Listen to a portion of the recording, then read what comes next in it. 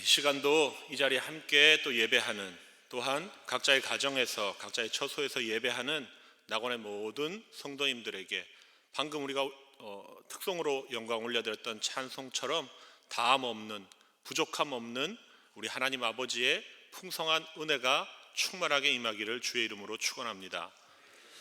오늘은 선거 날이었죠. 어떻게 각자 또 소신껏 지원하는 사람들에게 또 소중한 권리를 행사하고 오셨으리라고 생각됩니다. 역대 가장 근래 들어서 최고 투표율이라고 했는데, 저는 지난 토요일 날 사전 투표를 했습니다. 한 부부가 제 앞에 서 있었는데 남편과 아내분이 각자 지지하는 정당이 다른 것 같더라고요.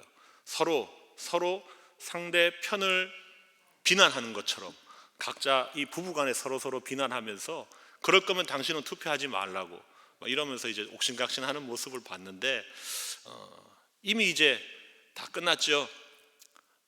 그리스도 안에서 우리가 어떠한 정치 성향을 가지고 있던 결과에 깨끗하게 승복할 줄 아는 좀 더 높은 시민의식을 가진 우리 낙원의 모든 성도님들 되어지기를 바랍니다.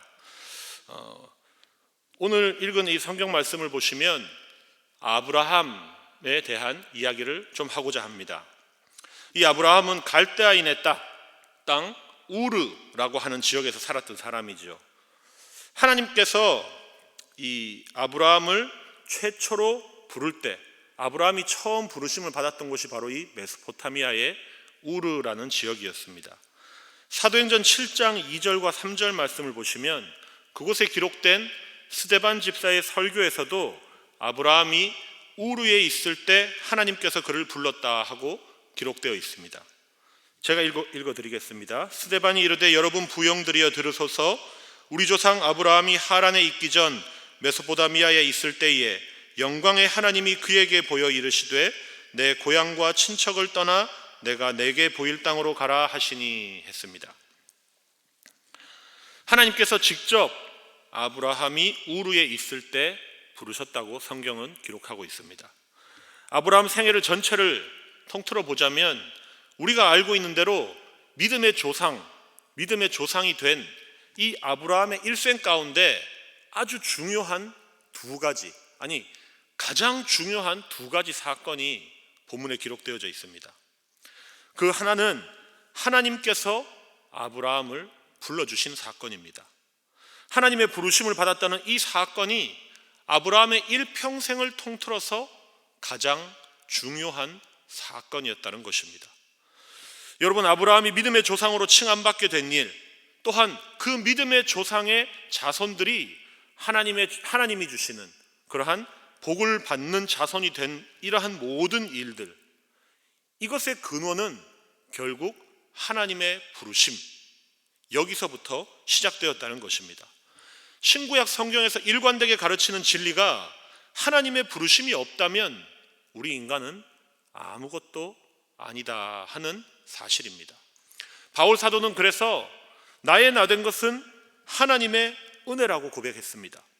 아브라함의 복된 인생 역시 하나님의 은혜의 부르심이 없었다면 아무것도 아니었다는 것입니다. 성경을 읽을 때 우리는 이 점을 염두에 두고 성경을 읽어 나가야 할 것입니다. 에베소서 1장 5절 말씀처럼 하나님께서는 언제나 자신의 기쁘신 뜻에 따라서 택한 자들을 부르시는 하나님이라고 말씀하셨습니다. 하나님께서는 광야에서 모세를 불렀습니다. 또한 애굽 땅에서 종살이하며 고생하고 있었던 이스라엘 백성들을 불렀습니다. 하나님께서는 위기가 닥쳐왔을 때에 또한 하나님의 백성들을 섬길 선지자들을 때에 따라 필요한 사람들을 친히 부르셨습니다. 하나님은 이와 같이 부르시고 그 부름받은 자들을 통하여서 하나님의 일을 하셨던 것이죠. 신약 성경에서도 마찬가지입니다. 예수님의 공생의 사역을 시작하며 제자들을 부르시는 장면이 나옵니다. 예수님께서는 친히 일일이 12제자를 하나하나 찾아가셨고 그들을 예수님의 제자로, 사도로 부르셨다는 사실을 우리는 성경을 통해 잘 알고 있습니다. 하나님께서 이와 같이 한 사람 한 사람 친히 불러주셨기 때문에 그들이 그들이 믿음의 사람이 된 것이고 하나님의 영광에 참여할 수 있는 특권을 누리는 신자요 하나님의 일꾼들이 되었다는 사실을 우리는 명심해야 합니다. 오늘 본문의 아브라함뿐만이 아니라 성경에 기록된 모든 믿음의 선조들은요, 이와 같이 그 사람의 행했던 행적이나 그 사람이 가지고 있었던 어떠한 자질이나 역량, 능력, 이것에 강조점을 두고 우리에게 본받으라고 하는 것이 아니라 어떤 사람이든지 그를 부르시고 사용하시는 위대하신 하나님에게 강조점을 두고 있다는 사실을 꼭 명심하시기 바랍니다. 오늘 읽은 본문에서도 위대한 이는 비록 우리의 믿음의 조상이요, 믿음이라고 하면 항상 동반되어 나오는 아브라함이지만 위대한 이는 아브라함이 아니고 아브라함을 부르신 위대한 하나님이신 줄로 믿으시기 바랍니다. 하나님의 부르심을 받은 그러한 사람들만이 이와 같이 하나님을 믿고 따를 수가 있습니다. 바라기는 사랑하는 우리 낙원의 모든 성도님들은 하나님께서 이와 같이 친히 찾아오시고 하나님이 불러주시는 이 주권적인 은혜의 체험자들 다 되어지기를 주님의 이름으로 축원합니다. 사실 이 아브라함은요, 하나님의 부르심을 받기 전에는 그저 우르 지방에서 자신의 아버지를 도와서 우상용품점을 운영하던 그런 사람이었습니다. 요즘에도 기독교 백화점, 불교 용품점, 천주교 용품점, 성당 용품점 이런 것들이 있죠. 그와 같이 메소포타미아 우르 지방에서 우상용품점을 운영하던, 한마디로 우상을 팔던 사람의 아들이었다는 것입니다. 그런데 이런 사람이 성경을 통틀어서 믿음의 조상이라고, 또 오늘 읽지는 않았지만 훗날 조금 더 성경을 읽어 나가다 보면 아브라함의 일대기에 기록된 내용 가운데 자신의 하나밖에 없는 아들 이삭까지도 하나님께 내어드리는 충성되고 헌신된 사람으로 바뀌었던 이유는요, 바로 하나님께서 그를 불러주셨기 때문이라는 것입니다. 하나님의 부르심이 없다면 시작조차 할 수 없다는 사실을 꼭 기억하시기 바랍니다. 그래서 창세기 12장 1절에서 여호와께서 아브라함에게 이르시되 하며 그를 불러주셨습니다. 그리고 4절에서는 그의 응답하여서 이에 아브라함이 여호와의 말씀을 따라갔고 하며 기록되어 있습니다. 하나님께서 아브라함에게 말씀하시면서 불러주셨을 때에 아브라함이 따라갔다고 성경은 기록하고 있습니다. 하나님은 친히 그를 부르셔서 그를 이끌어 나가기 시작하신 것이지요. 성도 여러분, 우리 사람이요, 예수님을 믿고 신자가 되는 것, 우리의 이러한 어떤 그 외의 신앙적인 어떤 결심의 배후에는 우리가 이해할 수 없는 하나님의 신비롭고 오묘한 성령의 역사가 반드시 그 배후에 있게 됩니다. 이것이 어찌 보면 거듭남, 우리가 신자가 되는 그 중생의 신비인 것이지요. 예배 시작 전에 불렀던 찬송가의 가사처럼 왜 내게 성령 주셔서 내 마음 감동해서 주 예수를 믿게 하는지는 나는 알 수 없습니다. 그렇지만 성경은 분명히 그것이 바로 우리의 이 신앙적 결심을 하게 하는 우리 배후에서 일어나는 성령의 역사라는 사실을 가르쳐주고 있는 것이죠. 하나님께서는 부르신 자로 하여금 하나님을 믿고 따르도록 그 마음에 끊임없이 감동을 주시는 하나님이십니다.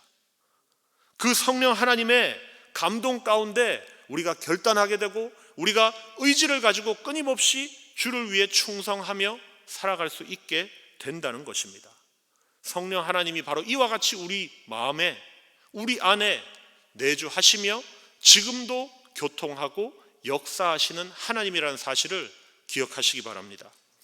이러한 역사가 있어서 아브라함이 믿음으로 하나님을 따를 수가 있었던 것이지요. 하나님께서 만약에 그를 불러주시지 않았다면 그는 그저 이름 없는 이방인 중에 하나로 이 땅에 잠시 존재했다가 사라졌을 것입니다.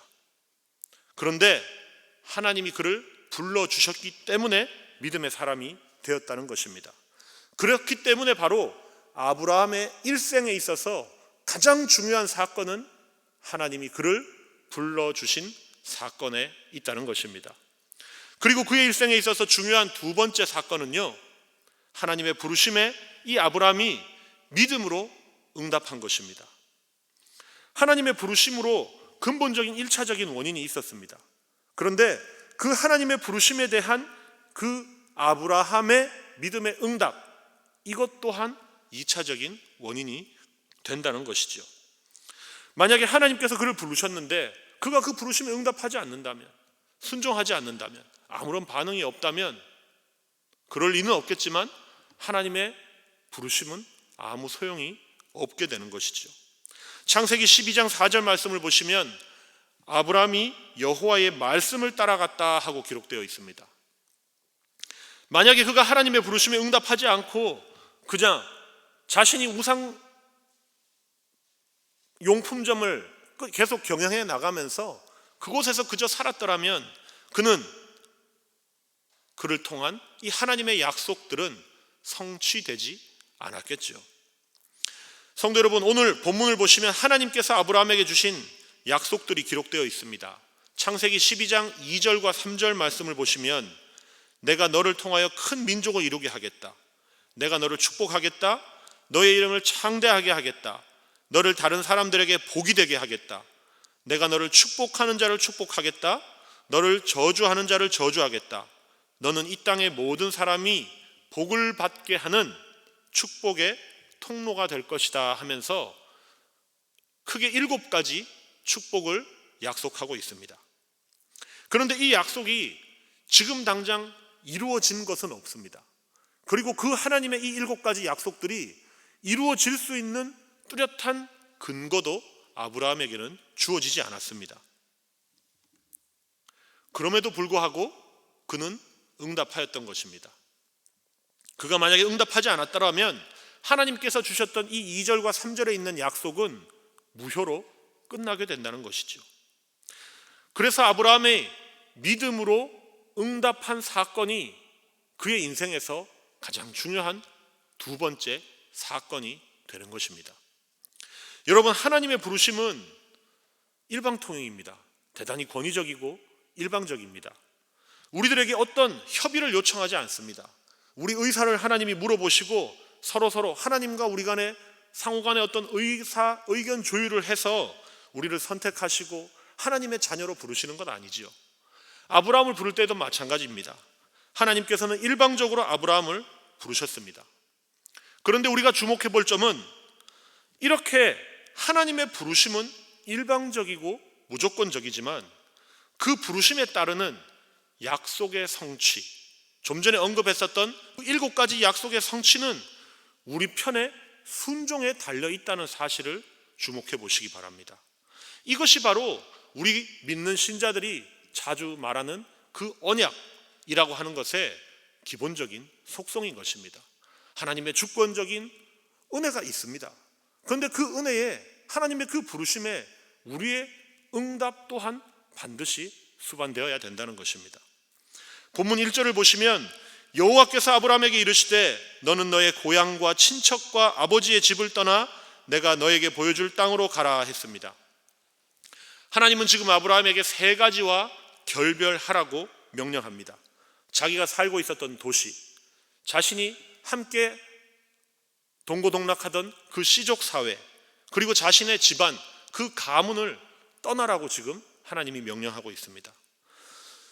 여러분, 고대에 자기가 살고 있었던 이러한 고향 땅, 친척, 아버지의 집을 떠난다는 것은 지금 우리들의 정서로는 잘 이해하지 못하겠지만 대단히 극단적인 상황이 아니고서는 그러한 선택을 하는 사람들은 없었습니다. 자기 고향을 떠나는 사람들은 대개 3가지 부류의 사람들이었다고 합니다.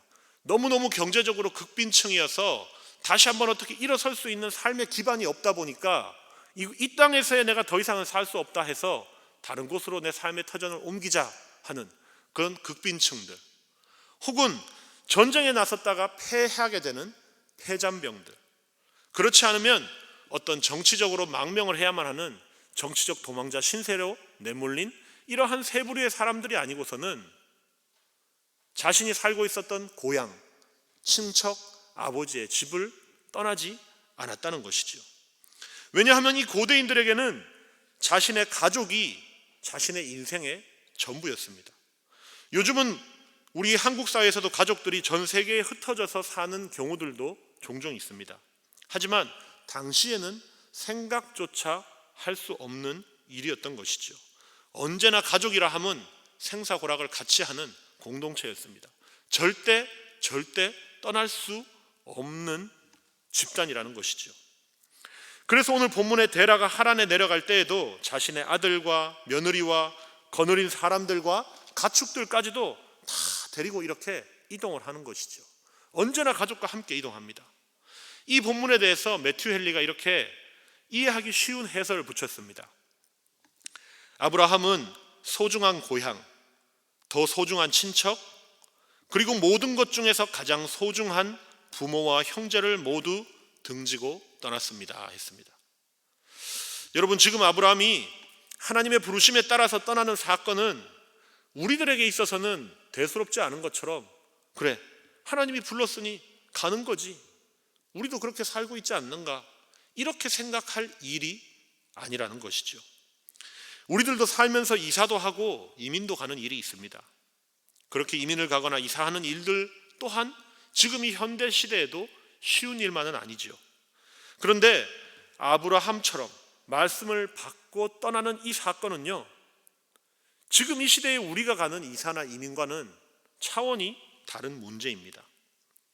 아주 중요한 문제들이 있습니다. 다른 점들이.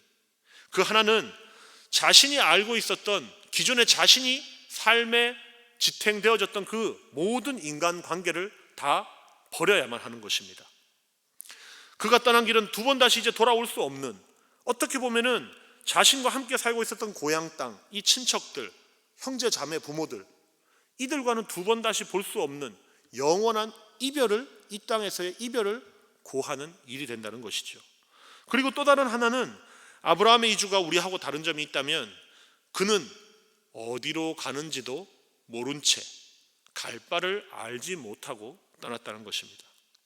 하나님은 우르를 떠나라고 말씀하시면서도 어디로 가야 되는지, 그리고 지시한 땅이 어떤 곳인지 전혀 알려주지 않았습니다. 그냥 무작정 떠나라는 것입니다. 어떻게 어디로 가야 하는지 알지 못합니다. 그러한 상황에서 이 아브라함이 품었던 그 마음속의 불안감, 어떤 중압감, 두려움, 이런 것이 얼마나 컸겠습니까? 이러한 불확실성은요, 하나님의 이 부르심에 응답하는 것을 우리로 하여금 주저하게 하고 더욱더 어렵게 만드는 부담감이 되는 것이죠. 무슨 일이 일어날지를 모르는 것입니다. 사람이 그것만큼 견디기 힘든 것이 없습니다. 요즘도 우리는 그러한 삶을 살아가고 있죠. 4차 산업시대의 키워드 가운데 하나가 불확실성이라는 단어입니다. 이미 1950년대에 하버드 대학교의 경제학과 교수가 불확실성의 시대라는 표현을 처음 했었는데, 지금은 경제 분야뿐만이 아니라 정치, 사회, 안보, 아니 우리 개개인의 생존과 직결된 문제에 있어서도 불확실성의 시대입니다. 단순히 불확실성의 시대가 아니라 이제는 하이퍼가 붙어서 초불확실성의 시대를 살아가고 있는 것이지요. 그런데 이와 같이 견디기 힘든 어려움과 중압감 앞에 오직 하나님의 그 말씀만 붙들고, 하나님의 그 부르심의 약속의 말씀만 붙들고 알지 못하는 미지의 세계로 떠나가야 하는 아브라함의 부담감이 얼마나 컸겠냐는 것입니다. 누구나 할 것 없이 인간은 자신이 경험해보지 않은 것, 내가 가보지 않은 길, 한 번도 생각조차 해보지 않았던 어떤 사건, 이것에 대한 막연한 두려움이 있는 존재입니다. 아브라함도 한 인간으로서 자신이 어떻게 될지도 모르는 낯선 세계로 떠나가야 하는 그것에 대해서 크나큰 두려움이 있었던 것이지요. 그런데 오늘 본문을 보시면 4절 말씀에 말씀을 따라갔다 하고 기록되어 있습니다. 순종하기 어려운 여러 가지 장애와 난관이 있습니다. 그럼에도 불구하고 그것을 극복하고 아브라함은 하나님의 말씀을 따라갔다는 것입니다. 여러분, 아브라함이 믿음의 조상이 된 결정적인 이유가 바로 여기에 있는 것입니다. 그 어려움 가운데에서도 하나님의 말씀을 따라갔기 때문인 것입니다. 하나님의 말씀을 따라갔다는 것은 하나님이 아브라함에게 약속하신 그것을 하나님이 반드시 약속한 그대로 이루리라 하고 믿고 따라갔다는 것입니다. 아브라함의 믿음이 여기에 있는 것입니다. 현실적인 어려움이 있었지만 그는 하나님이 떠나라고 할 때 지체하지 않고 떠났습니다. 하나님이 말씀하신 대로 순종했습니다.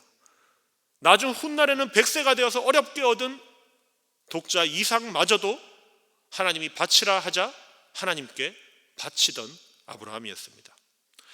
그는 실행하기 어려운 상황이라도 하나님의 약속을 믿고 순종을 했습니다.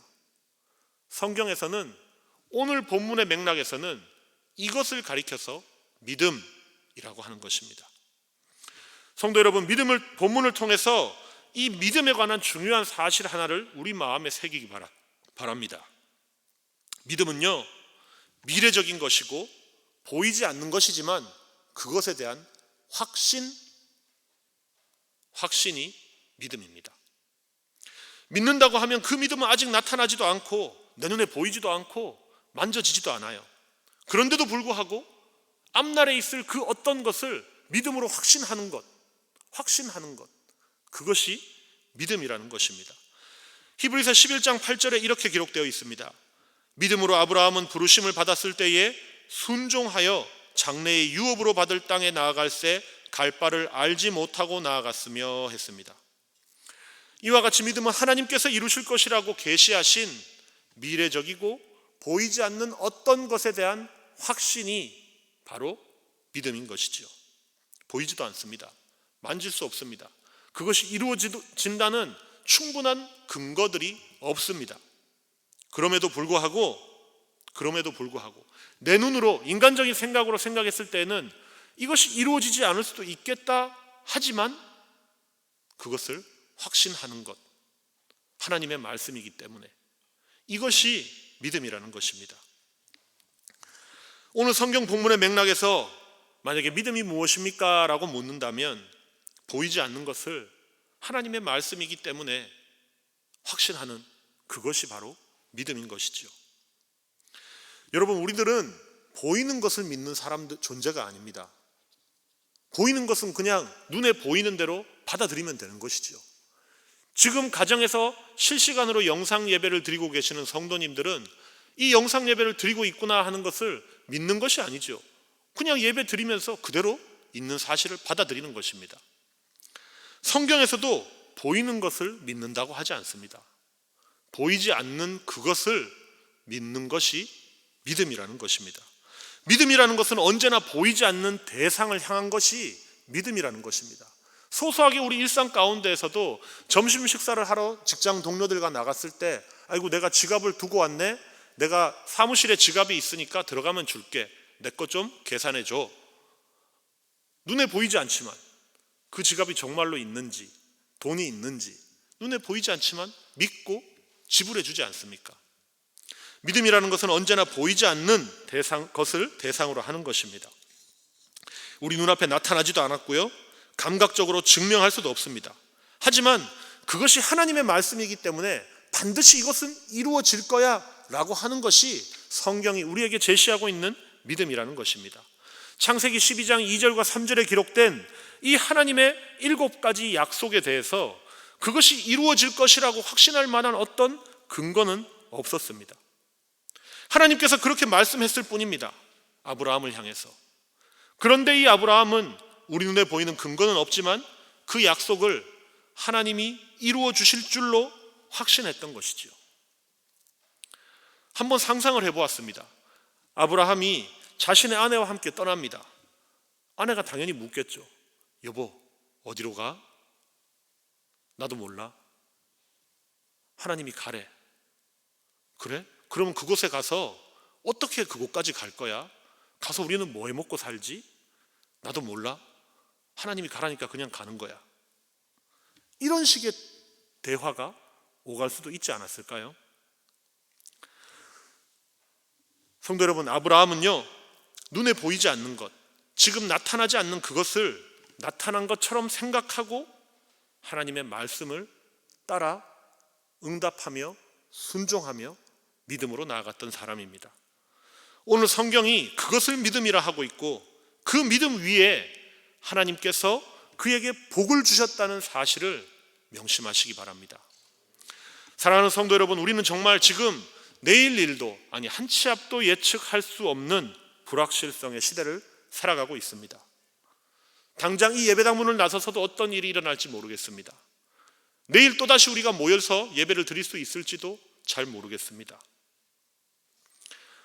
이런 시기를 살아가면서 신자로 부름받은 저와 여러분들은 급변하는 세속 사회를 향해 바라보며 일희일비하며 갈대처럼 흔들리지 않기 바랍니다. 지금처럼 우리가 말씀을 집중해서 듣기가 어렵지요.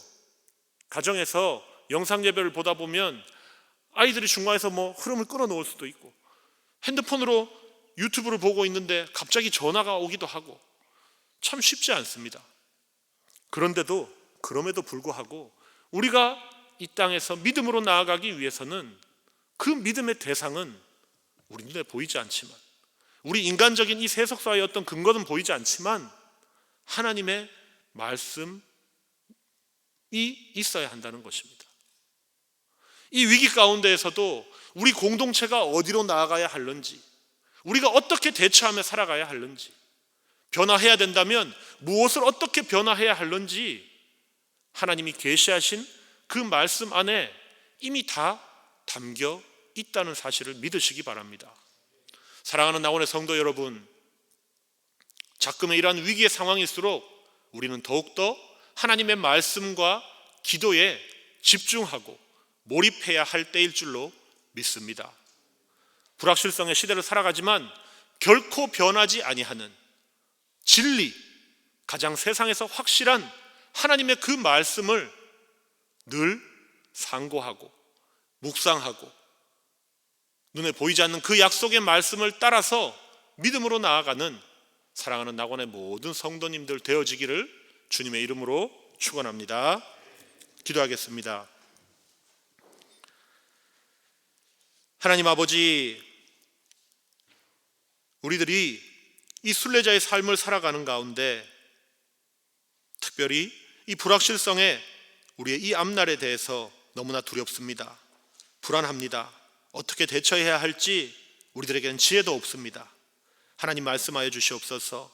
주의 종들을 통하여서 모든 성도들이 말씀을 읽고 묵상하는 가운데 하나님 앞에 엎드려 기도하는 그때에 하나님 세미한 음성으로 주의 말씀을 허락하여 주시고, 이 혼돈의 시기에 하나님의 그 말씀을 통하여서 우리의 삶의 방향과 표대를 삼아 믿음으로 나아가는 사랑하는 낙원의 모든 성도들 다 되어지도록 주님께서 은혜 베풀어 주시옵소서. 예수님의 이름으로 간절히 기도 올리옵나이다.